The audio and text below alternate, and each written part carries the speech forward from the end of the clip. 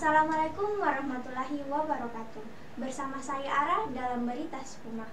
Tapak Suci Putra Muhammadiyah banyak melahirkan pesilat yang berkualitas. Rahasianya ialah proses latihan dan ujian kenaikan tingkat yang teratur. Pesilat Tapak Suci Putra Muhammadiyah tak diragukan lagi. Mereka mendapatkan banyak kemenangan saat bertanding. Prestasi ini tak lepas dari proses latihan dan ujian kenaikan tingkat yang teratur. Tapak Suci Putra Muhammadiyah Sulawesi Selatan mengadakan ujian kenaikan tingkat kader Tapak Suci dari kader dasar sampai kader kepala. Proses ujian diadakan sekali dalam setahun yang diadakan di Benteng Bala Nimpa Sinjai pada tanggal 24 sampai 26 September 2021.